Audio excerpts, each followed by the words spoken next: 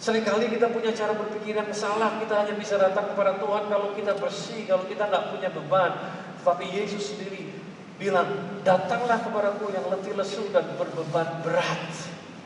Dia janjikan kelegaan kepada semua yang berbeban berat, yang mau datang kepadanya. Yang kedua, 1 Petrus 5 ayat yang ke-7 katakan, serahkanlah segala khawatirmu kepadanya, sebab Ia yang memelihara kamu. Serahkan segala khawatirmu. Jangan kau bawa khawatirmu pergi. Serahkan khawatirmu kepada Dia. Dan percaya bahwa Dia memelihara. Kalau Dia memelihara burung di luar sana, kau jauh lebih berharga daripada burung tersebut. Dia nggak mati untuk burung tersebut, tapi Dia mati di atas kayu salib untuk saudara dan untuk saya. Serahkanlah khawatirmu kepada Tuhan. Datang kepada Dia, serahkan khawatirmu. Percaya bahwa Dia take care of you. Dia akan memberikan kepada saudara jalan keluar. Yang berikutnya, 1 Yohanes 1 ayat 9. Jika kita mengaku dosa kita, maka Ia adalah setia dan adil, sehingga Ia akan mengampuni segala dosa kita dan menyucikan kita dari segala kejahatan. Kalau itu dosa yang jadi beban saudara, caranya untuk melepaskannya adalah dengan cara mengakui dosa saudara. Mengaku itu seperti unloading, seperti membongkar barang, mengeluarkan barang dari truk atau dari lift, unloading, keluarkan. Itulah mengakui dosa. Penting untuk saudara mengakui dosa saudara. Itulah caranya saudara untuk menjadi ringan kembali. Dan percayalah Dia setia dan adil. Dia akan mengampuni segala dosa kita. Dan bukan cuma sekedar mengampuni, Dia katakan menyucikan kita. Menyucikan itu apa? Membuat kembali bersih. Artinya saudara bisa jadi segar kembali. Gak terbeban lagi dengan dosa. Dan menyucikan saudara dari segala kejahatan. Nah saya belum selesai, saya mau stop sebentar untuk berdoa. Khususnya buat orang-orang yang ada di poin kelima ini, yang punya beban berat, entah itu dalam bentuk hutang atau kegagalan yang bertubi-tubi atau apapun juga yang menghalangi, yang menjadi beban berat saudara, sehingga saudara berpikir boro-boro mau mikirin next level. Ini aja udah sulitnya setengah mati. Buat saudara saya mau berdoa. Tentu saudara perlu datang kepada Tuhan, tapi saya mau membantu berdoa buat saudara. Kalau ada di antara saudara, saya minta semua mata tertutup. Acungkan tangan saudara ke atas supaya saya bisa tahu pada siapa saya berdoa. Kalau saudara orang, wah, Tuhan kau lihat semua tangan yang terangkat. Kau tahu beban yang mereka bawa, apapun beban tersebut.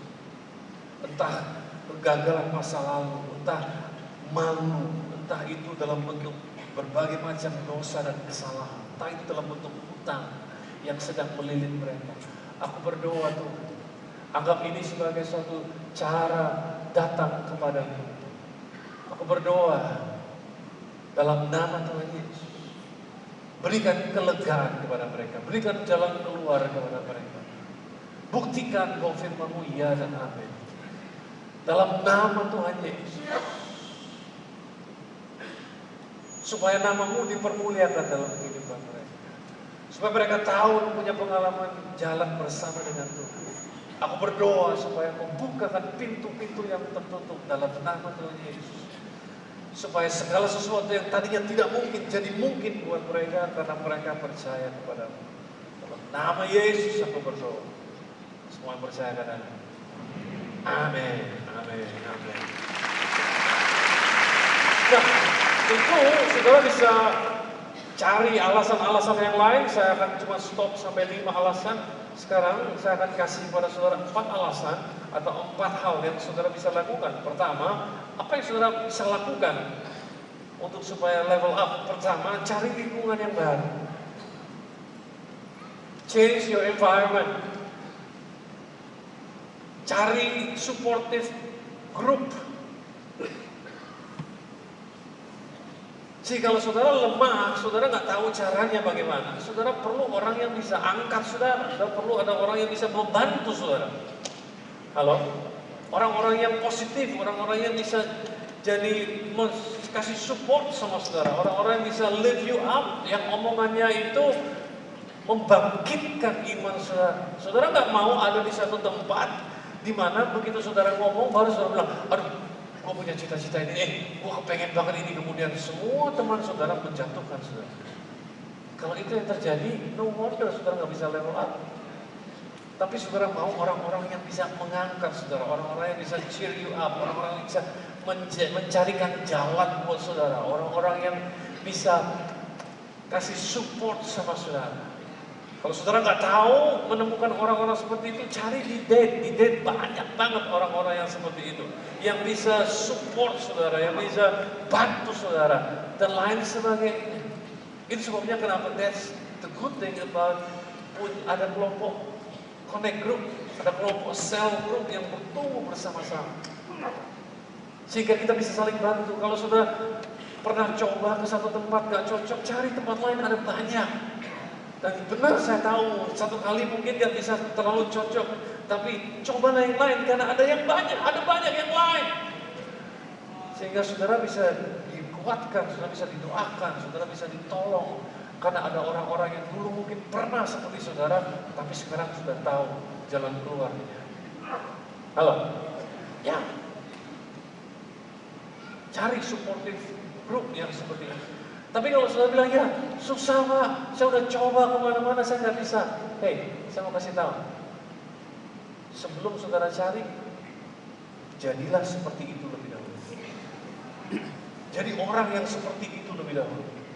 Jadi orang yang suka untuk katakan positif pada orang lain. Jadi orang yang suka untuk membantu orang. Jadi orang yang suka untuk support orang lain.